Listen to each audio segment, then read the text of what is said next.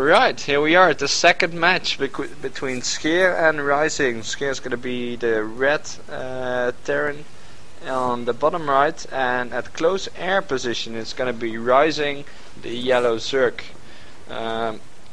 He is going to send his overload over, so he's going to know exactly where Scheer is really fast. And I'm curious to see what kind of match we're going to see on this map after that last macro game on Shakuras. Yeah, it seems that both players do like playing macro, which is always fun to watch, of course. And this map does allow a nice macro game, of course, but it can also be a very rushy map. So yeah, we'll have to see. Both things are possible, and this overload's now almost in range of the command center.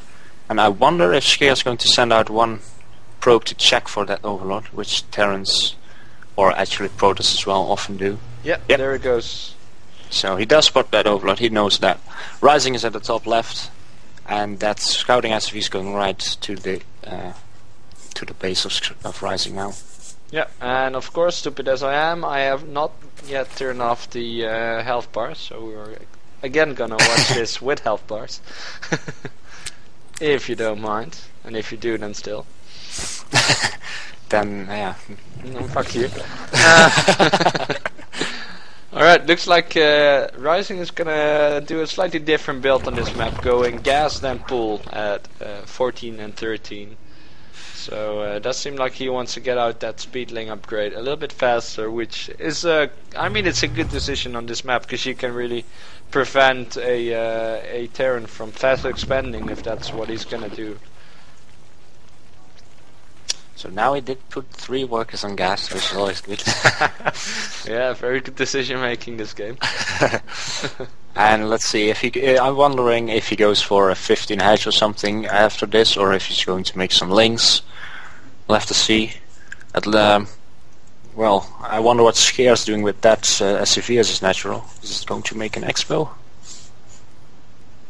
He does have 400 minerals. Oh, he's going to make it in his main. So this probably will be a macro game, unless Rising manages to put a lot of pressure on Scheer. Yeah, drone does not make it into the base here.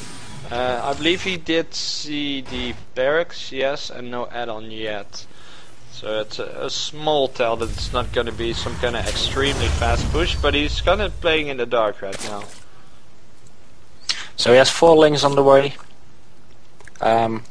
You will be able to do some scouting, take a peek up the ramp probably, and that will tell him a lot. If he only sees 1 or 2 Marines, then that should tell him that that there will be no fast pressure incoming.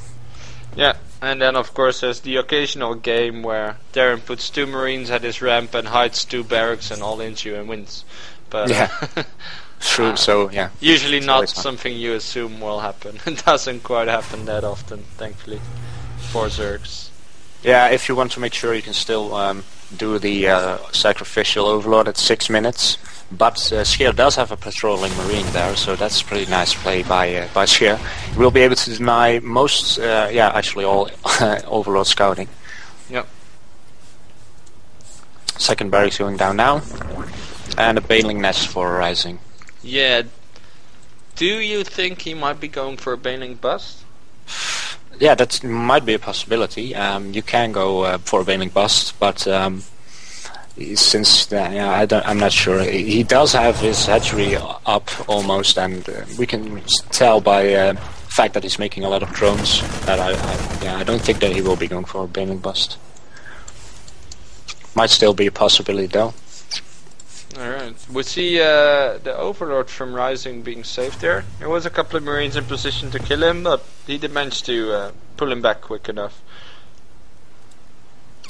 Yeah, it's always a good thing if you prevent all the scouting as a Terran. So now Rising will probably not feel very comfortable. He is making a lot of drones, so maybe he is pretty sure that Scheer is going to play a macro game. But of course it's always dangerous, because you can always get surprised by fast incoming Marines or whatever. Yep. Not exactly sure what build Scheer is going right now, or what composition rather, because he's getting the reactor on his racks, but he doesn't have a tech lab yet, so he doesn't have stim or shields on the way. He could be going for tanks, but he could also be going for benches, because and right as I say that, he starts building tanks. Yeah. And tech, yeah, or siege tech. Yeah. So yeah, I guess it's gonna be fast medevacs then. Could be going for some drops with marines, and yeah, and then defend his main, or his natural rather, a bit later. Try to do some damage early on, and then try to get even in macro.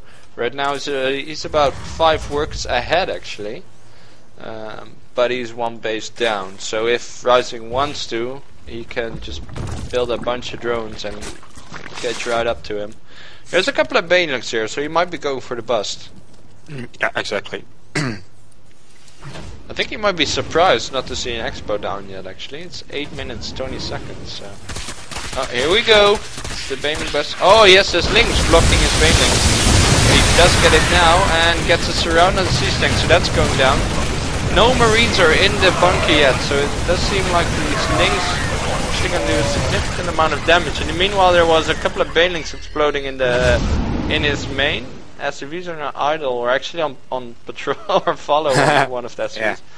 But they all survived, so it was only 1 baneling that exploded. So yeah, exactly. So he's not in bad shape, and he still has 2 command centers for mealing, which is always good. Yeah. Actually, 3 workers killed by Rising, so that's not a lot at all. So I think actually that he really put himself behind with that attack. Yeah, it's he's not really in a commanding lead now, but he is able to drone up again a bit. Yeah, he's ahead in workers by quite a lot now, and he's taking a 3rd base. But I think a couple of small things went wrong in that attack, because first he ran the Zerglings in first, which were blocking the banelings, and then once he finally got that depot down, he had like a couple of... He split it up quite well, a couple to the middle line, couple to the left, but I feel like if he would have sent all to the left, he could have just straight up killed everything. Yeah, it's that might have been a possibility, but yeah, it can be really hard to control those banelings. Yeah. And also, if you, as a Terran, you put 1 worker on attack, then the banelings will focus that one if you don't micro it properly. So yeah, it's always hard to tell what exactly happened. Yeah, true. In the meanwhile,